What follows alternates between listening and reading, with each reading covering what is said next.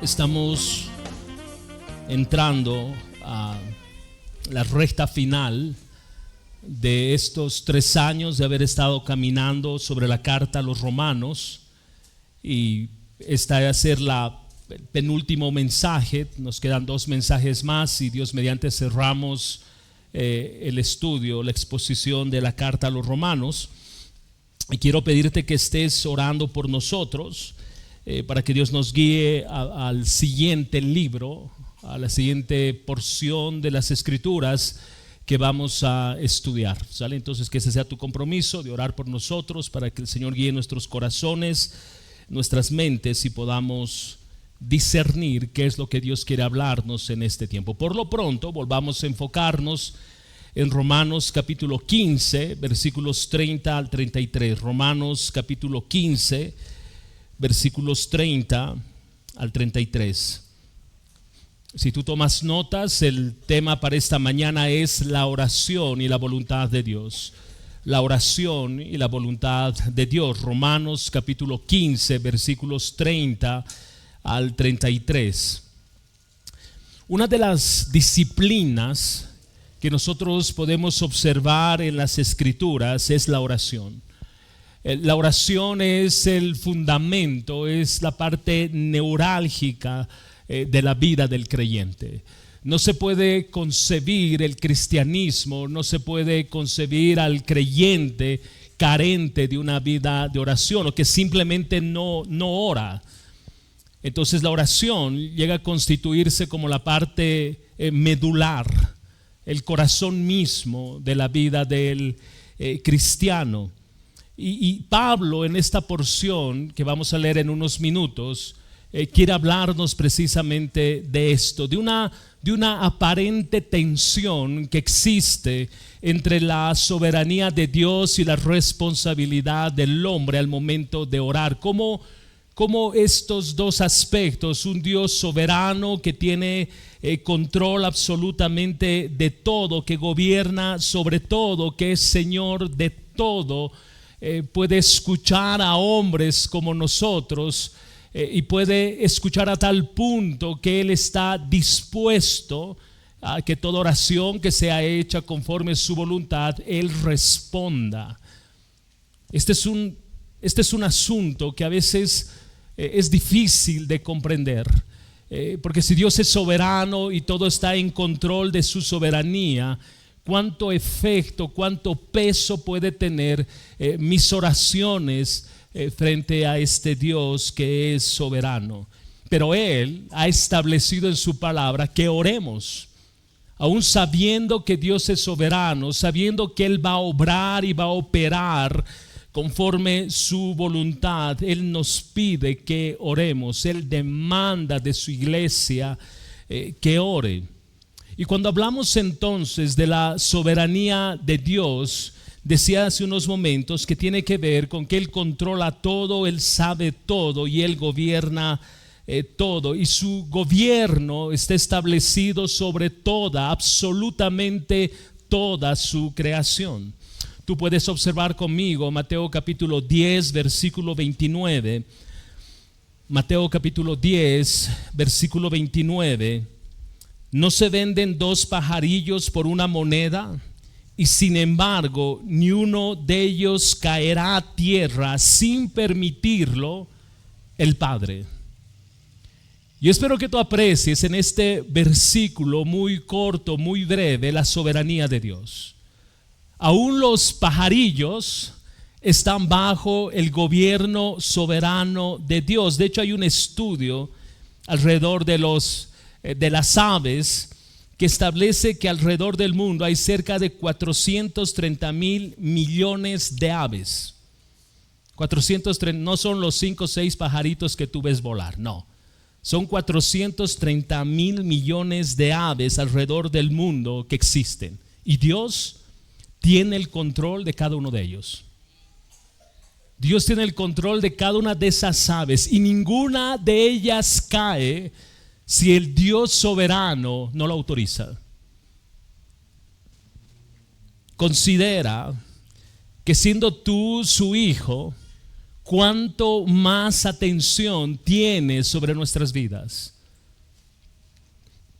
Entonces la voluntad de Dios, en esto que vamos a observar en el texto de esta mañana, la voluntad de Dios abarca no solo cosas grandes, visibles, sino la voluntad y la soberanía de Dios cubre absolutamente todo, aún las cosas más pequeñas, aún las cosas que son microscópicas están bajo la soberanía y bajo la voluntad de Dios. Y tú vas a recordar conmigo el famoso coronavirus. Aún esto estaba bajo el control soberano de Dios. Aún esto, insisto, estaba bajo el control soberano de Dios, porque si una sola molécula, una sola partícula decide hacer lo que quiere, Dios deja de ser soberano. Y si Dios no es soberano, al perder el control de un átomo, de una molécula, Dios ya no es Dios. Entonces hoy estamos perdiendo el tiempo en este lugar. Pero la palabra establece que Dios es soberano, que Él está en control absolutamente de todas las cosas y nada sucede si Él no lo permite. Sean cosas buenas y aún sean cosas que desde nuestra perspectiva no son tan buenas y lucen como dolorosas, aún en medio del dolor y la adversidad, el Dios soberano está en control. Y Arthur Pink dice lo siguiente alrededor de la soberanía de Dios. Él dice: queremos decir que Dios es supremo, que Dios es rey, que Dios es Dios. Decir que Dios es soberano es declarar que es el Altísimo, el que hace todo conforme a su voluntad en las huestes de los cielos y entre los habitantes de la tierra, de modo que nadie puede detener su mano ni decirle: ¿qué haces? Decir que Dios es soberano es declarar que es el omnipotente, el poseedor de toda potestad en los cielos y en la tierra, de modo que nadie puede hacer fracasar sus consejos, impedir sus propósitos, ni resistir su voluntad. Decir que Dios es soberano es declarar que se enseñoreará de las naciones, levantando reinos, derrumbando imperios y determinando el curso de las dinastías según le agrada. Decir que Dios es soberano es declarar que es el solo poderoso, es el Rey de reyes y Él es el Señor de señores. Este es nuestro Dios, el Dios soberano. Isaías capítulo 46 versículos 9 al 10. Isaías 46 versículos 9 al 10 dicen: acuérdense de las cosas anteriores ya pasadas, porque yo soy Dios y no hay otro. Yo soy Dios y no hay ninguno como yo, que declaro el fin desde el principio y desde la antigüedad lo que no ha sido hecho. Yo digo: mis propósitos serán establecidos y todo lo que quiero realizaré. Este es nuestro Dios soberano. Efesios capítulo 1 versículo 11. Efesios capítulo 1 versículo 11 dice: nuestro Dios obra todas las cosas conforme al consejo de su voluntad. Escucha bien, iglesia: obra todas las cosas conforme al consejo de su voluntad. No el 50% de las cosas, no el 99.999% de las cosas. Él hace todas las cosas conforme su voluntad, conforme el designio de sus propósitos para cada asunto en su historia. Este es nuestro Dios soberano. Todo lo que Él ha decretado va a suceder. Todo lo que Él ha establecido va a suceder. La pregunta entonces es, una vez más, ¿cómo nosotros, escucha, siendo hijos de este Dios soberano, cómo nosotros nos acercamos a Él? ¿Cómo nosotros podemos orar al Dios soberano, que al final de esto va a hacer las cosas conforme a su voluntad? ¿Por qué orar al Dios soberano? ¿Por qué acercarnos a Él en oración cuando al final Él va a hacer todas las cosas otra vez conforme el consejo de su voluntad.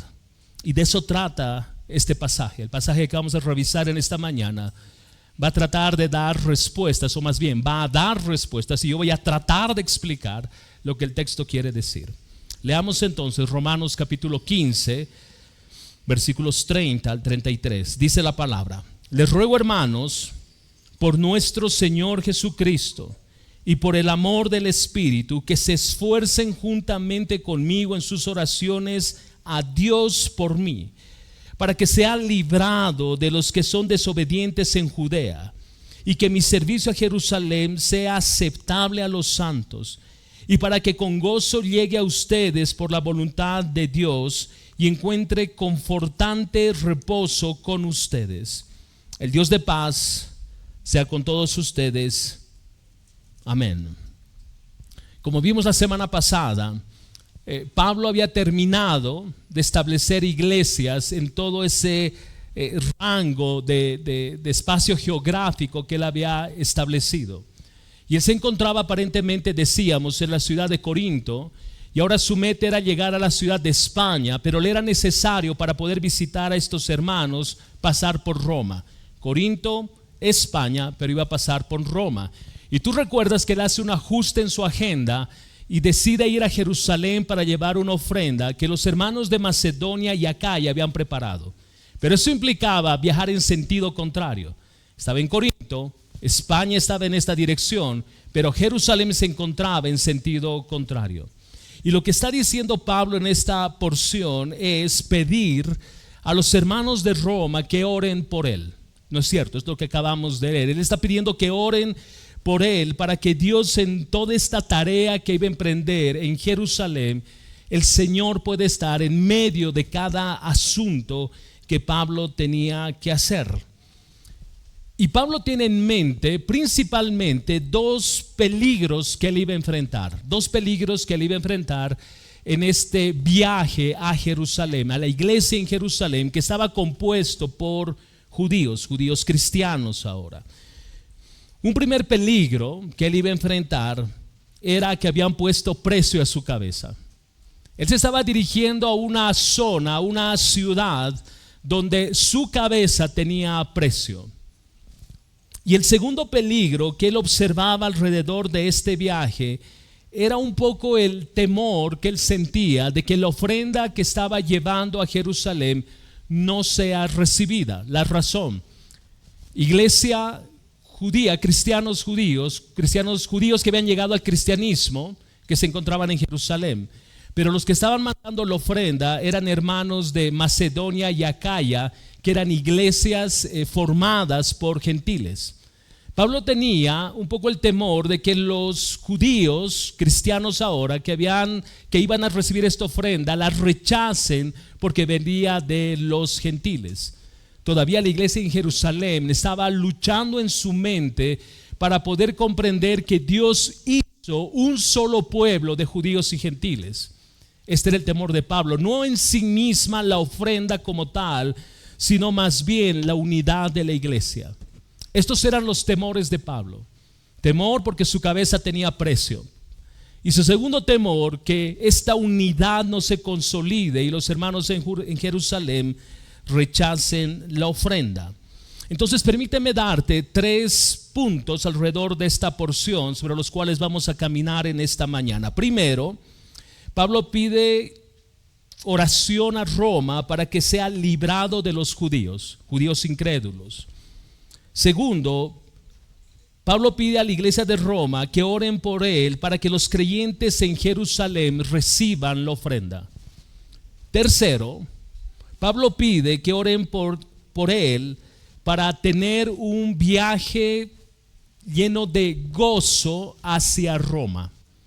Entonces, 2 motivos de oración alrededor de la ciudad en Jerusalén y un motivo de oración en su travesía hacia la ciudad de Roma. Por favor, subraya el término gozo, que él pueda hacer este viaje de Jerusalén hasta Roma para luego dirigirse a España con gozo.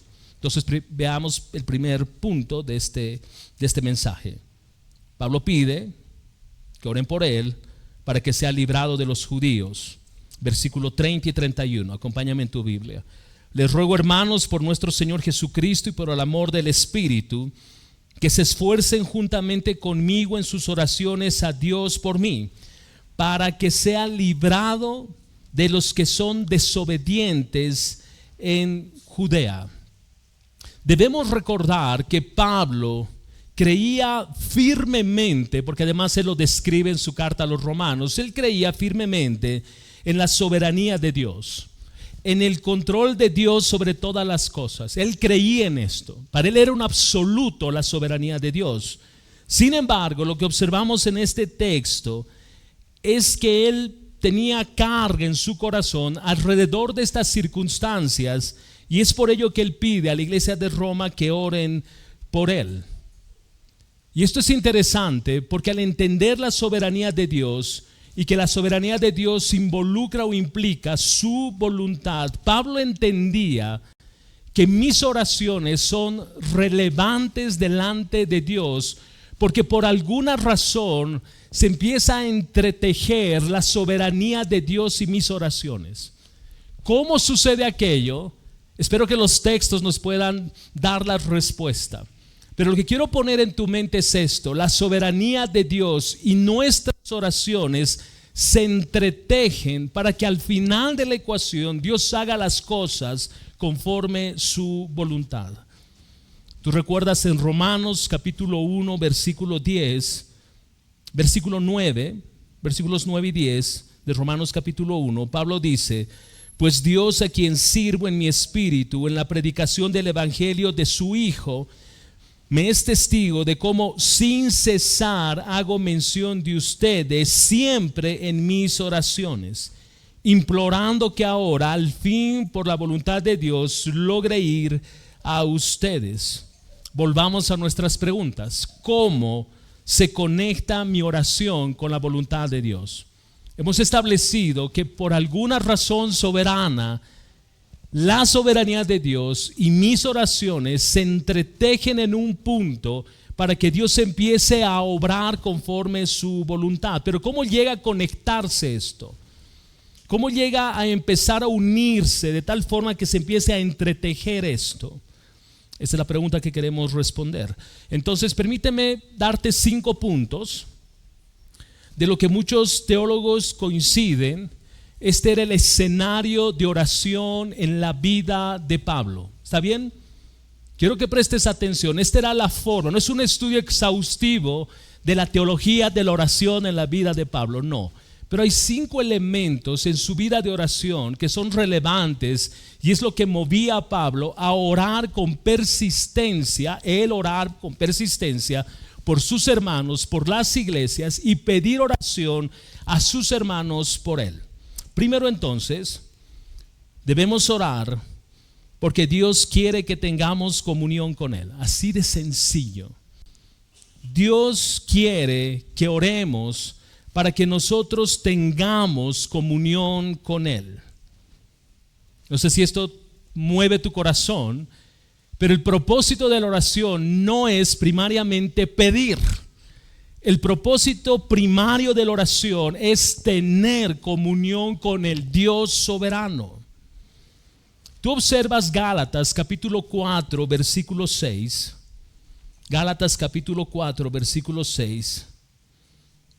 Y porque ustedes son hijos, escucha esto, porque ustedes son hijos, Dios ha enviado el Espíritu de su Hijo a nuestros corazones, clamando: Abba, Padre. Dios quiere que por medio de la oración nosotros podamos experimentar esta realidad, que somos hijos, que somos hijos.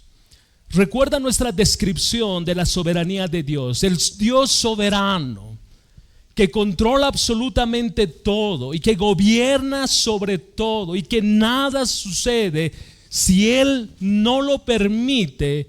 Me escucha. Me escucha. Él escucha tu oración. Él escucha tu oración. ¿Y la razón? Él quiere tener comunión con su Hijo, tú. Entonces Dios envió, dice el texto, a su Espíritu Santo.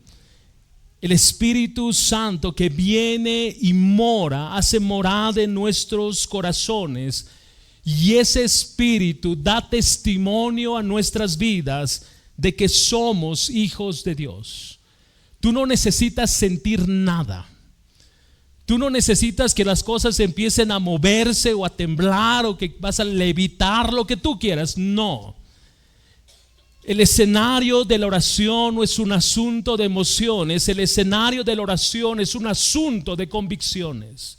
Yo sé, porque tengo el Espíritu Santo morando en mi corazón, que cada vez que yo me acerco a mi Padre, Él me escucha. No es si me siento muy emocionado, me siento muy triste. No es si me siento deprimido, me siento ansioso. No, esto va más allá de cómo yo esté. Es la plena convicción que provoque el Espíritu Santo en mi vida para yo acercarme a Él con plena certidumbre de que Él nos escucha. Segundo, algo que sucedía alrededor de la vida de Pablo, o una convicción que tenía Pablo en su vida de oración, es que al orar expresamos, manifestamos nuestra dependencia en Dios.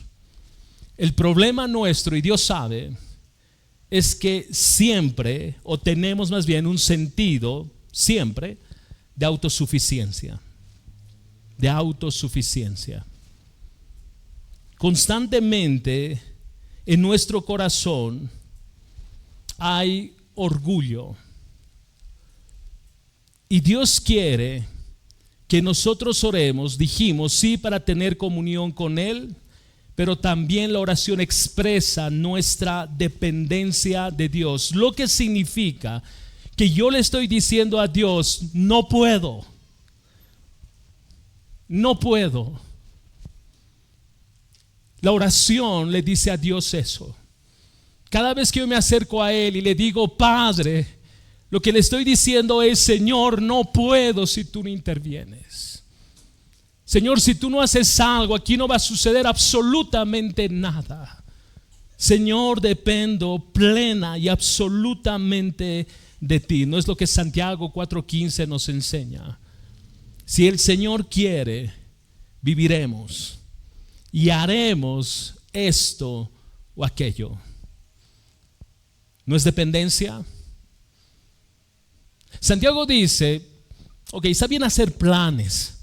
Y ese es el contexto de Santiago capítulo 4. Vamos a viajar y vamos a hacer negocios y vamos a ganar dinero y vamos a regresar pronto, y emprenden su viaje. Y Santiago dice, ¿no es mejor decir, si el Señor quiere, viviremos y haremos esto o aquello? ¿Bueno, olvidado que la vida es como una neblina, que un momento está y al siguiente no? Esto es dependencia. Señor, si tú quieres. Este no es un tema de yo decreto. Este no es un asunto de yo declaro, como si Dios estuviese a mi servicio. Recuerda cómo iniciamos. Él es el Dios soberano. Él es el Rey de reyes y Señor de señores. Él es infinito, yo soy finito. Él es grande, yo soy pequeño. Es un asunto de dependencia. Mi oración muestra a Dios mi dependencia. Tercero, debemos orar porque la oración glorifica a Dios. Oramos para tener comunión con Él. Oramos para depender de Él. Oramos para que Él sea glorificado. Mira conmigo Juan capítulo 14, versículo 13. Juan capítulo 14, versículo 13. Y todo lo que pidan en mi nombre, dice Jesús, lo haré, para que el Padre sea glorificado en el Hijo. ¿Notas lo que está diciendo Jesús? El propósito de la oración no soy yo. El propósito de la oración no eres tú. El propósito de la oración es que Dios sea glorificado. ¿Cómo? Al maravillarnos de su respuesta. Al maravillarnos de las acciones de Dios en favor de sus hijos. Y cuando digo maravillarnos y cuando expreso en favor de sus hijos, no estoy diciendo que Dios vaya a decirte sí a todo lo que pides. Él es glorificado cuando Él dice sí, sea hecho. Dios es glorificado cuando Él dice no, este asunto no. Dios es glorificado cuando dice espera, no es el tiempo. Dios es glorificado siempre, siempre. La oración no se trata de mí. La oración se trata de su gloria, de su nombre, de su soberanía. Cuando tú observas a lo largo del capítulo 15, Pablo dirigiéndose a los hermanos en Roma, no solo se limita el pedir que oren por él a una sola persona. Pablo está pidiendo a la iglesia en Roma, a un grupo de personas que oren por él. Un grupo de personas. Esto nos hace entender que es bueno orar solo, sin lugar a dudas. Necesito tener comunión con mi Padre. Necesito alinear mi corazón a su voluntad. Necesito observar y ver y maravillarme cómo Dios se glorifica mientras yo oro a mi Padre. Pero también Romanos 15 nos muestra la necesidad de orar como iglesia. La necesidad de que grupos de hermanos se reúnan y oren por un mismo propósito y juntos vean a Dios obrar y juntos glorifiquen al Señor. John Stott dice: la oración de muchos contribuye a que Dios sea más ampliamente glorificado cuando Él responde al clamor de su pueblo. Me encanta esta expresión, más ampliamente. Dios es glorificado cuando tú oras, sí, pero como que la idea es más ampliamente glorificado cuando su pueblo ora. Escribiendo Pablo a los Corintios, en 2 Corintios capítulo 1, versículos 8 al 11, 2 Corintios capítulo 1, versículos 8 al 11, la palabra dice: porque no queremos que ignoren, hermanos, acerca de nuestra aflicción sufrida en Asia. Es Pablo hablando. Porque fuimos abrumados sobremanera, más allá de nuestras fuerzas, de modo que hasta perdimos la esperanza de salir con vida. De hecho, dentro de nosotros mismos ya teníamos la sentencia de muerte, a fin de que no confiáramos en nosotros mismos, sino en Dios que resucita a los muertos, el cual nos libró de tan gran peligro de muerte y nos librará, y en quien hemos puesto nuestra esperanza de que Él aún nos ha de librar. Versículo 11, escucha: ustedes también cooperaron con nosotros con la oración, para que por muchas personas sean dadas gracias a favor nuestro, por el don que nos ha sido impartido por medio de las oraciones de muchos. Observas el texto. Cómo hay un pueblo, una comunidad de creyentes que están orando por Pablo y las personas que estaban viajando con Pablo. Y la narrativa es dramática, no sé si lo has percibido así. Ellos ya se sentían morir y en su interior ya se daban por muertos. Pero la esperanza era que si Dios no ha cumplido sus propósitos en nuestras vidas, aún Él nos puede resucitar. Pero el detonador, el impulso que se generaba en el corazón de Pablo y sus acompañantes estaba alrededor de que muchos estaban orando por él. Es que la oración del pueblo de Dios, escucha bien, la oración del pueblo de Dios sostiene al pueblo de Dios. La oración del pueblo de Dios sostiene al pueblo de Dios. Cuarto, debemos orar porque al hacerlo estamos sintonizando, alineando nuestra voluntad con la voluntad de Dios. Al orar nosotros le estamos diciendo a Dios: Señor, esto es lo que yo quiero. Esto es lo que yo quisiera se haga. Esto es lo que yo quisiera suceda. Pero que se haga tu voluntad y no la mía.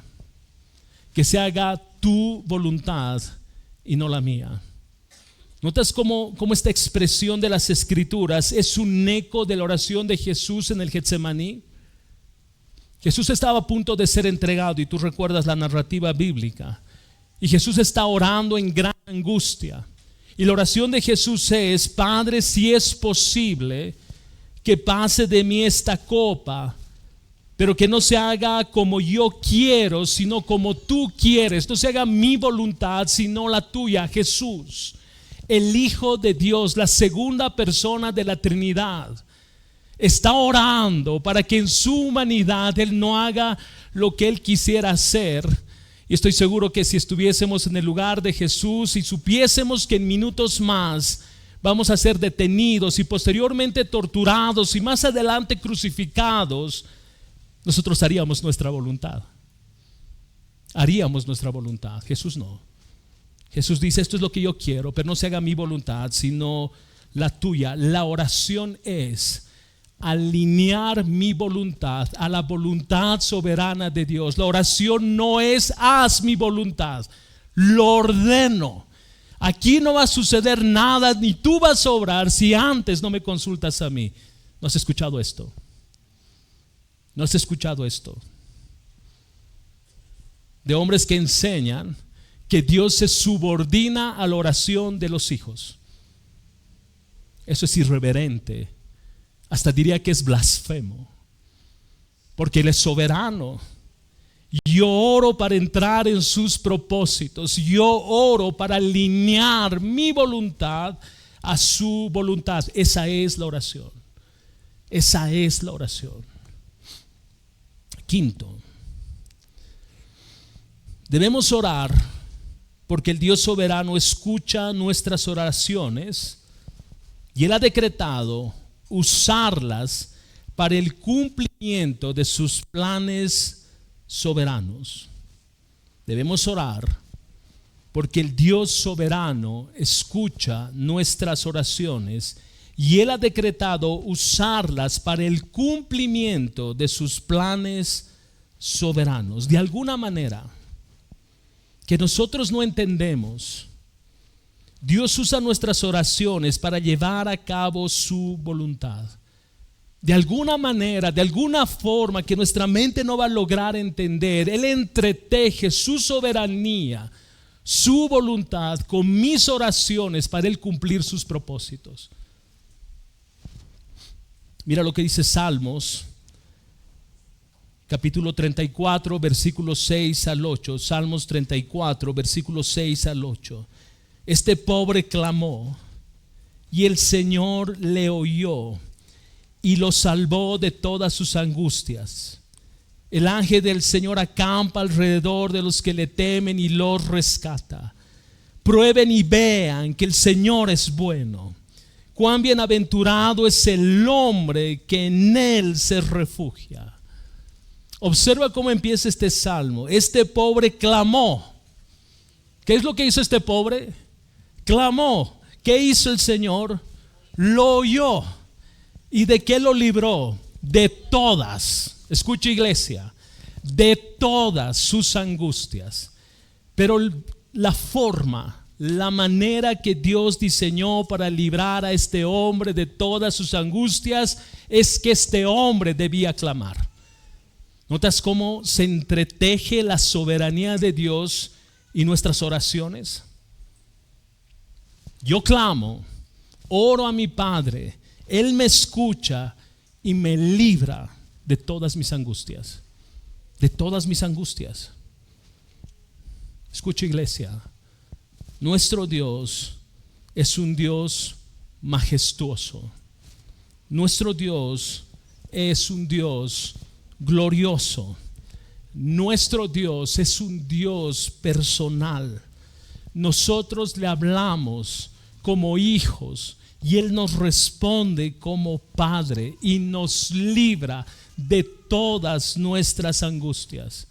Si tú estás angustiado, si hay asuntos que afligen tu corazón, si hay temas que cargan tu mente, drenan tu corazón, erosionan tu corazón, clama a tu Padre. Él te va a escuchar y Él te va a librar de esas angustias.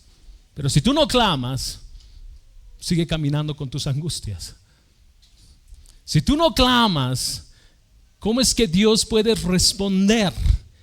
Esto es entretejer la soberanía de Dios, mi oración, para que su voluntad sea hecha. Salmos 34, versículos 15. Vamos a explorar unos versículos. Salmos 34, versículo 15 al 19. Los ojos del Señor están sobre los justos y sus oídos atentos a su clamor. Pausa ahí. Observa esto, te ruego. Los oídos del Dios soberano, del Dios glorioso, del Dios soberano están atentos a tu clamor. ¿No te parece extraordinario que el Dios infinito esté atento a tu clamor? Yo recuerdo hace muchísimos años atrás, yo tengo migraña crónica desde que tengo uso de razón. Y múltiples noches yo despertaba con punzadas en la cabeza. Y si tú tienes migraña sabes de qué te estoy hablando. Y eran punzadas en la cabeza insoportables. Yo tenía como 12 años y me sentaba asustado, llorando. Iba a mi puerta y solo decía papá. Yo escuchaba abrir otra puerta, escuchaba pasos. Mi padre llegaba y me atendía y oraba por mí, me abrazaba y se quedaba conmigo. Y cuando me sentía mejor, entonces él se iba. Nunca se quejó, nunca me dijo te aguantas, tienes 12 años y eres un hombre. Nunca se quejó. Un hombre imperfecto. Nuestro Padre es perfecto. Él no te va a decir desde los cielos, tú te lo buscaste, tú querías eso, pues aguántate ahora. No, Él nos escucha y Él nos libra de todas nuestras angustias. Nuestro Dios es perfecto. Versículo 16. El rostro del Señor está contra los que hacen mal, para cortar de la tierra su memoria. 17. Claman los justos y el Señor los oye y los libra de sus angustias. 18. Cercano está el Señor, no lejano, no distante. Cercano está el Señor a los quebrantados de corazón y salva a los abatidos de espíritu. Muchas son las aflicciones del justo, pero de todas ellas les librará el Señor. Amén. Amén. Cuando oramos a nuestro Padre que está en los cielos, y esto Pablo tenía muchísima claridad, nuestro Padre nos escucha. Y alguien describía esta escena de la siguiente manera: nos escucha como si no hubiese nadie más en todo el planeta Tierra orando. Escucha, Él te escucha, Él te presta atención como si nadie más en todo el planeta Tierra le estuviese orando. Esta es la atención de Dios para sus hijos. ¿Cuál es la razón? Él es omnisciente, Él es omnipresente. Tú oras y Él está junto a ti, escuchando cada palabra que sale de tus labios. Y aun cuando no sabes qué decir, Él escucha tu silencio. Y cuando estás llorando, Él escucha tus lágrimas, porque Él sabe todas las cosas que vamos a decir, aún antes que salgan de nuestra boca. Cuando salen nuestros labios, Él ya sabe lo que vamos a decir. Este es nuestro Dios. Entonces, nuestras oraciones forman parte de su plan soberano para que muchas cosas pasen en el desarrollo de su historia. Él escucha nuestras oraciones cuando éstas armonizan con su voluntad. Por ejemplo, Mateo Acompáñame en tu Biblia, Mateo capítulo 9, versículos 37 y 38. Mateo capítulo 9, versículos 37 y 38. Entonces dijo a sus discípulos: la cosecha es mucha, pero los obreros pocos. Lo lamento, discípulos, hasta aquí llegamos. No. Versículo 38. Por tanto, pidan al Señor de la cosecha que envíe obreros a su cosecha. ¿Cómo es que Dios se va a proveer de hombres y mujeres que trabajen en su cosecha? ¿Cómo va a suceder esto? ¿Cómo Dios ha decretado que hombres y mujeres se levanten al servicio de su causa? Pidan al Señor. La soberanía de Dios, mis oraciones se entretejen para que su voluntad sea hecha. Oremos para que Dios levante hombres y mujeres para su obra. Es lo que está diciendo Jesús. ¿Quieren más obreros? Oren. Este no es un asunto de perfil.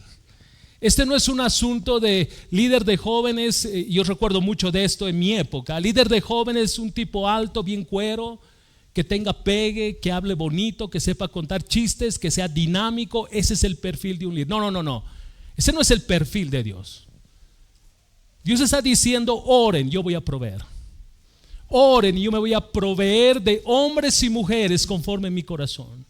Pero la iglesia debe orar. Primera Timoteo capítulo 2 versículos 1 al 2. Primera Timoteo capítulo 2 versículos 1 al 2. Dice la palabra: exhorto pues ante todo, escucha bien, que se hagan plegarias, oraciones, peticiones y acciones de gracias por todos los hombres. Escucha, por los reyes y por todos los que están en autoridad, para que podamos vivir una vida tranquila y sosegada con toda piedad y dignidad. ¿Cuál es el plan soberano de Dios para que podamos vivir una vida tranquila y sosegada? El texto dice: haz plegarias y haz oraciones por los reyes y por todos los que están en autoridad. Yo creo de que Dios en su soberanía retira ciertos límites morales del corazón del hombre. Por lo tanto, el hombre se entrega más a su decadencia espiritual y termina haciendo cosas como las que estamos viviendo hoy. Y Dios permite esto para que su iglesia, tú y yo, reaccionemos. Porque si queremos vivir quieta y reposadamente, no es un asunto de criticar, no es un asunto de insultar, no es un asunto de dictar sentencias sobre ciertos hombres que están convulsionando nuestra ciudad, el país. No. La soberanía de Dios se entreteje con las oraciones de sus hijos para que su voluntad sea hecha.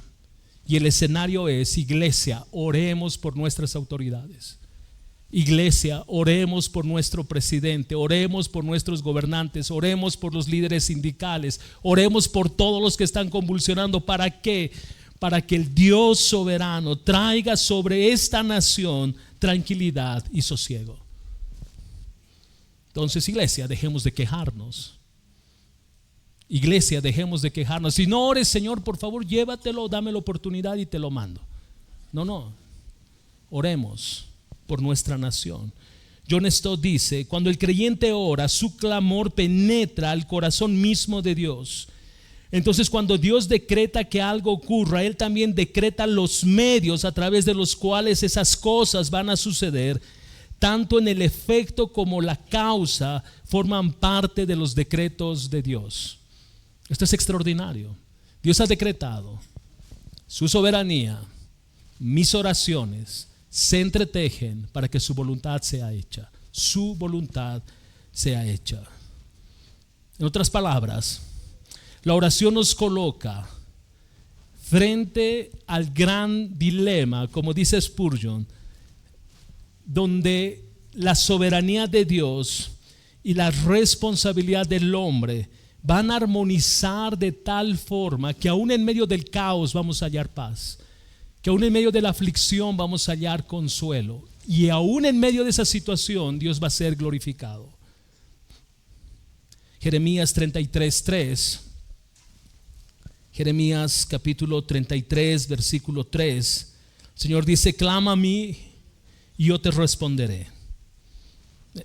Un comentarista decía: Dios no va a responder si yo no clamo. Suena simple, pero es una realidad.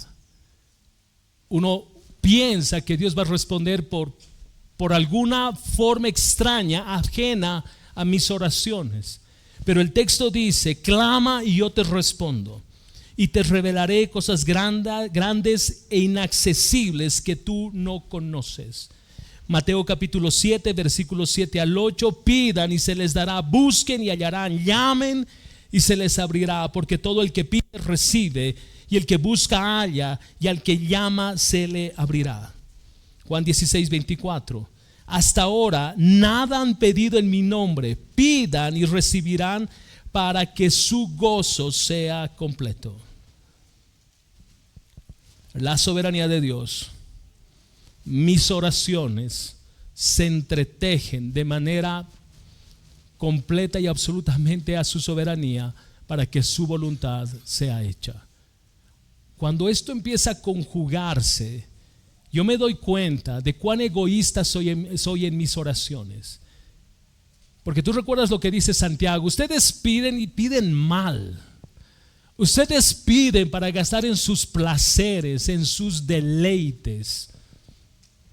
Cuando eso sucede, no esperes que se entreteja la soberanía de Dios y tus oraciones, porque tus oraciones son egoístas, porque tus oraciones carecen de fundamento y sustento bíblico.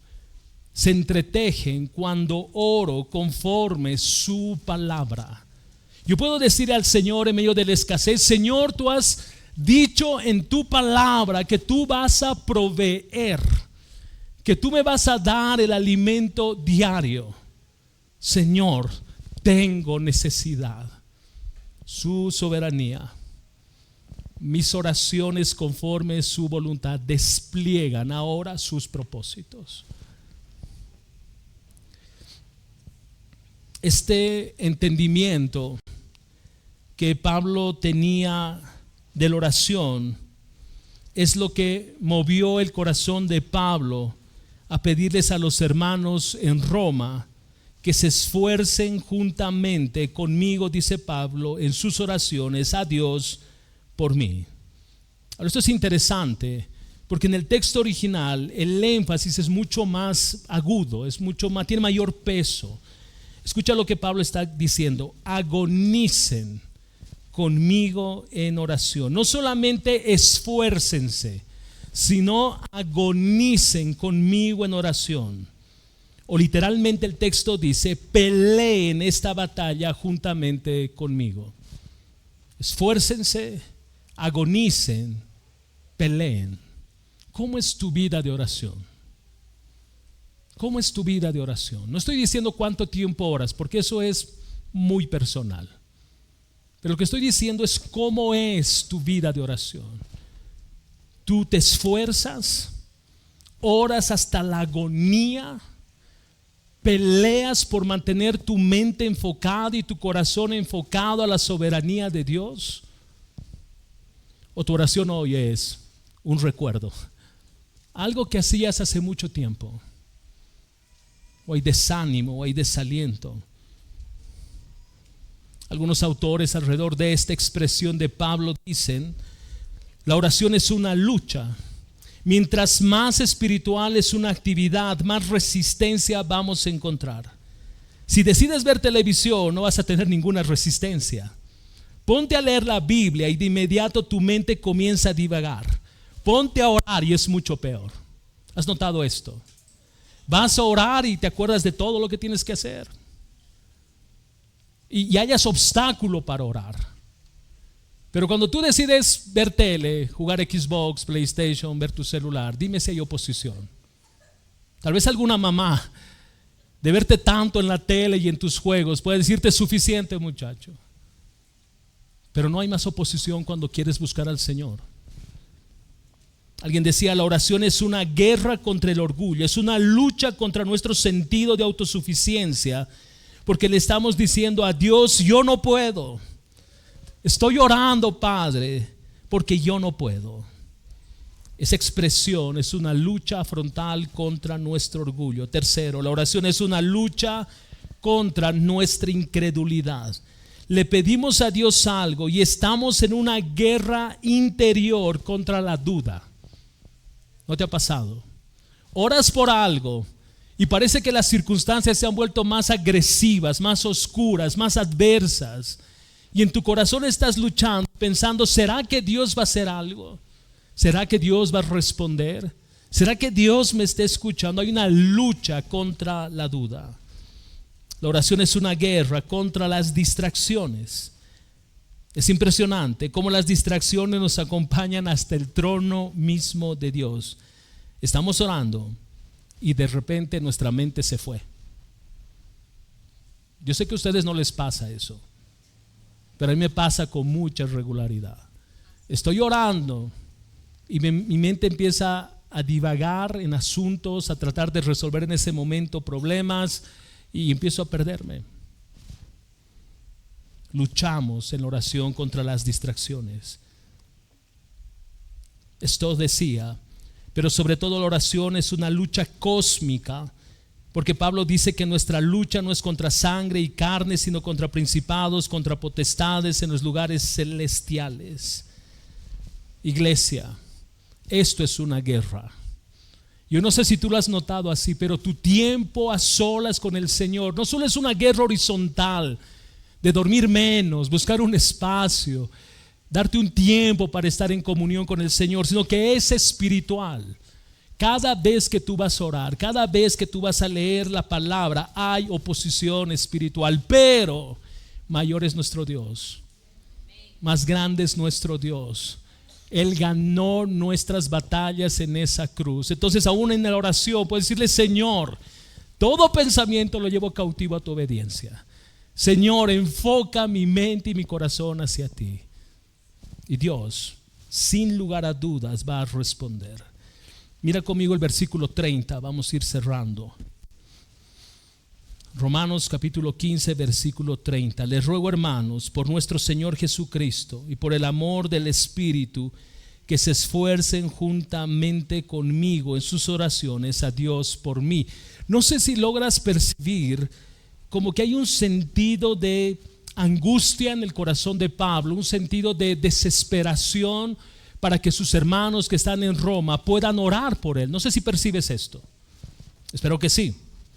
Alguien decía que Pablo podía argumentar perfectamente bien en el nombre del Señor Jesucristo para persuadir a sus hermanos en este nombre que lo acompañen a él. Por ejemplo, este hermano, John Stott, lo traduce de esta manera. Él dice, estoy diciéndoles esto con la autoridad de Jesús. En el nombre de Jesús les estoy hablando. Oren por mí, supliquen por mí, por el amor del Espíritu Santo que ha derramado en nuestros corazones. Yo quiero que ustedes oren por mí, no ocasionalmente, no casualmente, no. Yo les ruego en el nombre de Jesús y por el amor del Espíritu Santo que oren por mí como si ustedes fueran conmigo a ese viaje a Jerusalén, porque me esperan peligros y probablemente los creyentes no acepten mi ofrenda. Esto es lo que Pablo está diciendo. Entonces otra vez, tú notas, sí la angustia en el corazón de Pablo, pero su comprensión de que Dios escucha a sus hijos y en comunidad Dios es más ampliamente glorificado.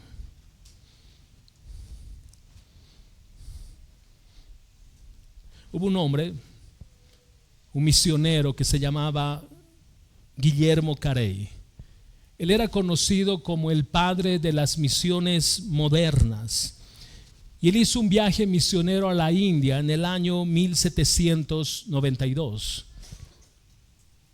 Y él se veía a sí mismo como un minero que iba a entrar a una mina profunda y sin guía. Y él entonces llama a dos de sus amigos y les hace jurar que ellos iban a orar por él siempre. La figura es que ellos iban a sostener la soga en la que él iba a estar al momento de descender en esta figura a esta mina. Y estos hombres nunca, dice la narrativa, nunca dejaron de orar por Guillermo Carey, nunca. Pero lo que tú escuchas de estos hombres es nada. De hecho, estoy seguro que es la primera vez que tú escuchas que tenía dos amigos y uno de ellos se llamaba John Ryan, quien era el que oraba por él. Pero mucho de lo que sucedió en la vida de Guillermo Carey y los grandes logros en el avance misionero sí fue porque él estaba en ese lugar, sin lugar a dudas. Pero lo que sostuvo su corazón a lo largo de este trabajo misionero fueron las oraciones de estos dos amigos que oraron por él hasta los últimos días de Carey. ¿Por quiénes oras tú? ¿Estás sosteniendo la cuerda de quién?